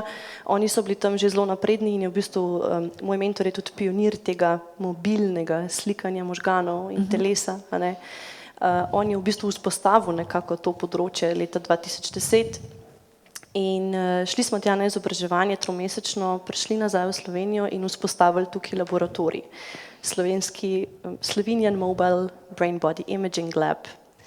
In vse je kazalo zelo dobro in zelo pozitivno, ne, in tehnološko napredne device, se pravi različne komponente, a ne, s katerimi bomo snemali tako možgansko aktivnost in telesno aktivnost in bomo to vse potem združili in bo časovno to vse sinhronizirano, da bomo vedeli, kaj je oseba v tistem trenutku, ko se je v možganih zgodilo, to počela s svojim telesom, a ne, da bomo imeli obogateno to informacijsko polje, kaj se zdaj zares dogaja s človekom, ko vidimo nekje v možganih.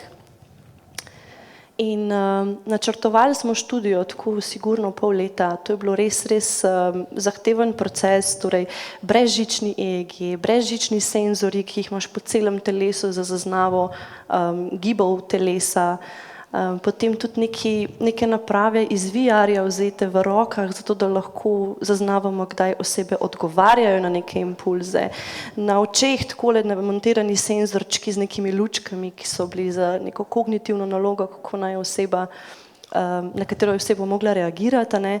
Tako da skratka res ena velika mešanica različnih tehnologij, ki smo jih mogli nekako združiti zato, da so smiselno bile povezane, časovno sinhronizirane in to je bilo res mučno, a ne, to je in tudi težko je bilo preverjati, a stvari vse delujejo tako, kot je treba, da delujejo. No in končno po 1,5 leta res truda mi vzpostavimo ta kompleksen sistem. Osebe so potem oblečene k eni robokopi, ne, na sebi imajo polno enih trakov, žic, elektrod, mislim, to je res, zgleda, kot da so vzeti iz kakšnega futurističnega filma. No in pridemo na prvo srečanje, kjer zajemamo podatke, prvi Parkinsonov pacient in nam cel sistem kolapsira. Ja, in potem je še v bistvu moj kolega, s katerim sva to delala v tandemu, je mogel iti preparkirati avto in me je klical medtem, ko jaz poskušam vzpostaviti ta sistem, oseba s Parkinsonovo boleznijo čaka, meni je zoprno, ker nekako anksioznost narašča, stvari ne delajo, človek čaka. V tistem meni zvoni telefon in mi reče še moj kolega, da je moj avto zagorel. Tako da je bila ena taka res mešanica neposrečenih dogodkov tisti dan. No, na koncu smo seveda pač vse vzpostavili, tisti dan ne, ampak potem naslednji teden odpravili še tiste male bage, ki so nam delali težave v štartu in uspeli zajeti eno tako res ogromno količino podatkov, ki so tudi v bistvu pionirski na svetu. Ne obstaja ta dataseta, ki bi res tako sistematično v bistvu preučeval vedenje v odnosu do možganov na Parkinsonovih bolnikih. Ja, vsaka oseba je bila pri nas 6 ur v laboratoriju, tako da je bil res en tak ful velik zalogaj. Na koncu nam je uspel in evo, zdaj še zadnji članki prihajajo ven iz tega dataseta, no, tako da je bilo eno ful burno in nikakor ne bi šla nazaj tja, nikakor. Tako da, ja. Hvala za to res izjemno zgodbo. In Nuša, lahko nadaljujete? Jaz, da bi iz svojega delovnega področja mogla kaj izpostaviti, ne vem, vsak projekt je pri nas unikat, tako da bi rekla, da mi je en prav wow, vsi so pač bili potrebni, kljukca, super, naslednji, hvala. Kar bi pa jaz izpostavila, je tehnični krožek na osnovni šoli, ki ga podpira naše podjetje, ki verjetno si je zelo težko predstavljati, kaj tu pomeni za en Bovec, kjer je skupno z vsem kraje 3000 ljudi in da uspe podjetju vzpostaviti krožek popoldanski v sodelovanju s šolo in da se upisujejo tako punce kot fantje in da sem tu zagnala, mislim, s pomočjo sodelavcev, bi si bom zmeri štela za moj največji dosežek. Tako, ker je zelo težko v nekem kraju, kjer ni posluha za gospodarstvo, kjer je samo turizem, nekaj takega uspeti in da se prva generacija mojih učencev na tehničnem krožku upisuje na naravoslovne šole, si štejem za kar, ne vem, tako si rečem hvala, da si to naredila, da si gnala in da še zmeri že 5. leto ta krožek poteka. Tako. Super, bravo. Res hvala, da ste delili te zgodbe, tako bom rekla, iz ozadja z nami, ker to ponovadi je očem javnosti, ušesom javnosti nekako prikrito, vsi vidimo nazive, raziskovalne naloge, ampak včasih še res bolj zanimiv ta proces, kako se do tega pride. Tako da hvala, da ste delili to z nami. Zdaj, vse ste izjemne znanstvenice, ne? In vsi vemo, kako je to, sploh vemo, da kot znanstvenik to nisi, ne vem, od 7 do 3, ne? To so 24 ur, ne? To skozi v bistvu nekaj premlevate, ne? Tako da me zanima, kako pa najdete ravnovesje, da pa tega ni preveč, da se vam nekako ne zameri stvarno, kako uravnavate. Ne bom rekla, da je res direktno kariero, ne, ampak samo misel to, kako se umirite, kako se sprostite. Bi mogoče kar z vami začeli, mi najbolj kimate.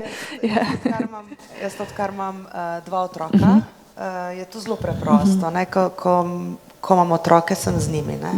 In pač drugo počaka, ker pri znanosti je tako, sama vem, da lahko delaš 24 ur na dan, pa ne boš nikoli na tekočem, tako pač je in vedno je več za brati, vedno je več za delati in potem si pač optimiziram čas in če karkoli so me otroci naredili dosti bolj efektivno, ker se sem prej omenila, sem kar živela v laboratoriju, ampak dejansko po določenem času si utrujen in nisi več toliko produktiven in ne moreš več tako delati. In se mi zdi, da otroci tako hitro zrastejo, da sem tudi izbrala to pot mogoče zato, pač komunikatorka znanosti, predavateljica, vodim delavnice, ozaveščam na socialnih omrežjih, zato da mi da to svobodo. A ne, da nisem pod pritiskom, da moram dobiti ta naslednji velik grant, a ne, čeprav zdaj poskušam sodelovati z Univerzo v Novem mestu, da bi še ta del mečken, ampak par ur na teden, ker seveda stradaš, vedno izberaš pot in trenutno so mi otroci prioriteta za naslednjih 10 let, zato ker so tako mali in me bolj potrebujejo, kot me bojo potem, ko so že odrasle osebe. Tako da jaz sem si pač odločila, ni bilo to, da imam manj dela, ampak to je bila pač preprosta matematična odločitev, kaj mi je prioriteta v življenju. To je bil tudi razlog, da sem se iz Kanade preselila v Evropo oziroma prav v Slovenijo, ker sem imela ponujeno službo, vse, ampak sem zamudila pogrebe, poroke, rojstva in moja primarna družina je bila tle. In sem rekla, starši se starajo, zdaj pač jim je bilo bolj pomembno, da sem blizu svojih, tudi če imam svoje otroke, da kot sama karijera, ne. Tako. Hvala. Ja, podobno. Tudi jaz pravzaprav se hecala en čas, sem rekla, jaz se grem v službo spočito do otrok, doma se spočijem pa od službe, ne. Tako da sem sam počivala v življenje. Tako da v vsakem primeru je treba tako imati, ne. Sigurno, ne, moji otroci so bili ne samo z mano v laboratoriju, mi smo jih vlačili praktično vse posod, imam to srečo, da imam tudi moža, ki je moj sodelavec, ne, jaz pravim, kadar ga jaz, se je tudi že zgodilo, da sem bila jaz recimo predsedujoča sekcije, pa sem ga napovedala kot predavatelja, pa sem rekla, da je moj sodelavec, pa mož pa še vedno živ, ne, sem malo hecala ponavadi. Ampak super, meni je to bilo nekaj, kar, ja, sem rekla, jaz mislim, da je ključno to, da znaš tudi to neko multipraktičnost, multitasking smo ženske, mislim, da kar precej boljše v tem, to se sigurno tudi pozna. In sem bila vedno zelo, to mi vsak reče, ne, sem očitno znala dobro zorganizirati stvari, ker jaz sem vlačila otroke, mislim, tako je izgledalo, ne, na konference in ker sem taka, da vse zadnjo sekundo zaključim, to se moram pa sama sebe kritizirati, sem ponavadi še potem, ko sem jih spat dala, pa nafutrala, pa vse, zvečer šla pa še zaključevati moje predavanje, zjutraj predavati, pa vedno nekako skombinirati, da je potem to funkcioniralo. Tudi v Ameriki, kjer smo živeli vse skupaj eno leto, so bili vsi v šolah tam in sem bila tudi šoferka tam praktično brez avta, ne gre nikamor, ne. In se je nekako izšlo, imam pa neko srečo očitno, da se zelo mi potem, ko recimo grem tudi čez vikend recimo en odklop, zdaj imam prav to, da niti računalnika ne vzamem tu in tam, ne vedno. In to mislim, da je super, da imam očitno naravo tako, da se zregeneriram, ker so pa res velikrat tudi noči vključene, ne, to pa je treba vedeti. Tako da je in vikendi, ne, tako pač je. Hvala. Ja, ni, ne, od 8 do 4. Tudi vsiljene misli potem o raziskovalnih vprašanjih, o pristopih in tako naprej se pač porajajo takrat, ko se, ne, in nad tem nimamo nobene kontrole zares. Ampak ja, lahko se samo navežem na vse, kar je bilo že rečeno, res prioritizirati, ne, odločiti se, kaj ti je na neki točki v življenju pač pomembno. Je pa tudi res, ne, da jaz recimo nimam otrok zaenkrat še, ne, in slišim dostkrat, ja, sej, ko boš imela otroke, boš videla, ne, in pol boš šele ugotovila, koliko imaš zdajle časa, ne, tako malo privoščljivo. In na nek način razumem to že zdaj, ne, ja, valjda, takrat res v bistvu izkoristiš vsak trenutek, ki ti je na voljo in greš takrat 100% all in, ne. Ampak ja, zdi se mi res pomembno, no, da uspeha ne gradimo samo na enem stebru. Sej kariera je pomembna in te drži po konci in ti daje neko usmeritev v življenju in tudi priložnost, kjer se, ne vem, dokazuješ in tvoja samozavest se gradi in tako naprej.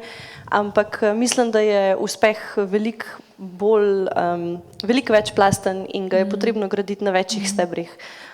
In zato ja, prioritiziranje in sproščanje, jaz zelo rada pač plešem in grem plesati salso in se tam znorim in je čist drugačna, mislim, potem reset, a ne, Poskušam pa potem tudi recimo take svoje hobije upeljati v svoje delo. A ne? Se pravi, mi smo na Inštitutu za kineziološke raziskave, preučujemo gibanje, ukvarjamo se z starajočo se populacijo in recimo en tak uspešnih, kako bi rekla, kombinacij dela in hobija je v bistvu en projekt, ki sem ga lansko leto dobila in se zdaj v bistvu že eno leto dobro izvaja, kjer v bistvu bolnikom s Parkinsonovo boleznijo omogočamo vključitev v brezplačno plesno terapijo. Tako da si lahko v bistvu pripelješ tiste aspekte hobija, ki te sproščajo tudi malo bližje v službo. Ampak nikakor pa ne, da bi se to kar vse skupaj zmrčali v eno. Se mi zdi še vedno zdravo, da pač imamo več aspektov življenja, ki so mogoče funkcionalno ločeni en od drugega. No? Tako. Hvala. Nuša? Ja, moj mož je tudi moj sodelavec, tako da jaz sem kot doma v službi. Ne, jaz pa imam zvezek, pa kemičen svinčnik, pa ko pride kakšna ideja, jo zapišem, pa takrat pozabim in potem si vzamem čas, da pogledam. Pa nimam samo enega zvezka, jih imam tako enih 30 in potem ponovati iščem, ki sem že kaj napisala. Tako drugače pa jaz najrajši grem pohajati v hribe, tako da mi smo družina hribolascev in pa otrok zime, tako imam rada vse zimske športe. Pa nekako se zbalansira. In eno pravilo imava z možem doma. Če se začne pogovarjati od službe, vprašamo, tu gre v nadure, reče ne in zaključva debato. Tako. Malo heca, ampak ja. Pač moraš najti ta ravnovesje, da nismo služba, tudi doma, tako kukor ne more biti dom v službi. Tako, je to. Hvala. Najlepša hvala za vsa vaša mnenja, poglede, izkušnje, ki ste jih delili z nami. Meni je bilo definitivno velik navdih, mislim, da me bo tole še nekaj časa držalo. No. Res izjemna hvala za vse, kar počnete, izjemne ste na vaših področjih. Ste izjemen navdih, ne samo dekletom, vsem, no, bomo tako rekli. Mislim, da se tudi publika strinja z menoj. Jaz sem imela res ta privilegij, no, da sem lahko vas spraševala, ampak bi ga delila s publiko, tako da prosim za vprašanja.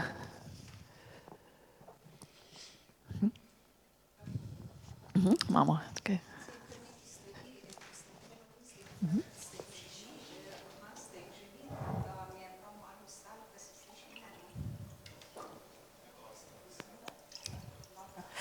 Zdaj se pa ne. Aha, je bolje, ja. Jaz vas občudujem. Res vas, no. Tudi velikokrat spremljam tako, ker le lahko ženske znanstvenice, ženske v tehničnih poklicih, sama nisem na tem področju, zato mi je to še mogoče bolj zanimivo.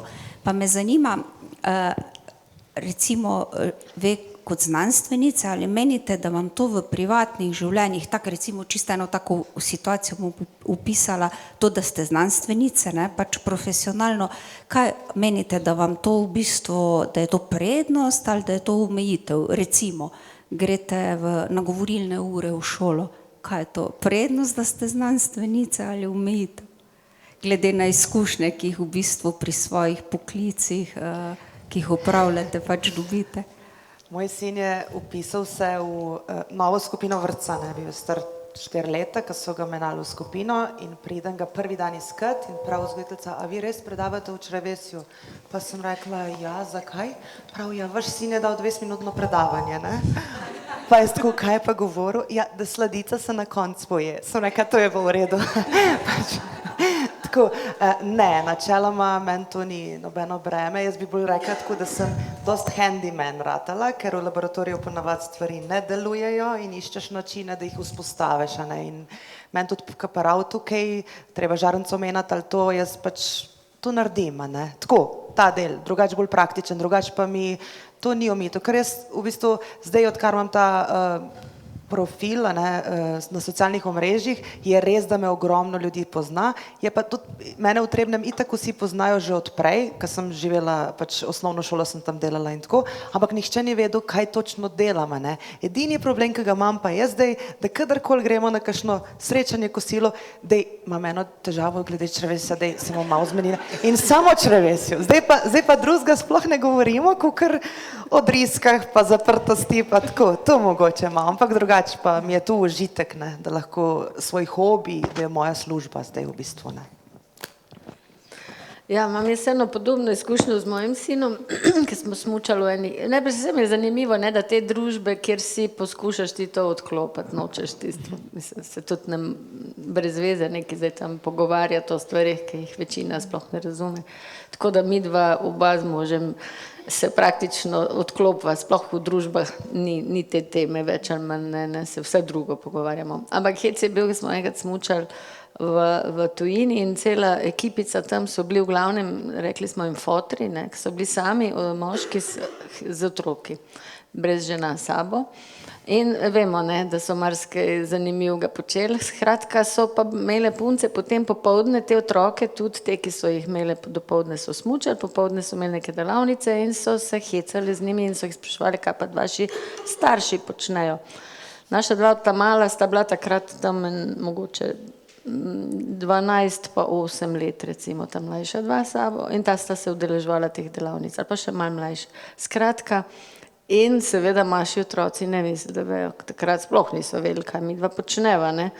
In veliko teh staršev, teh fotrov je bilo, pa so imeli pa neke trgovine, neke so prodajali, se ne vem točno več, ampak ene igrače z Kitajske in tralala.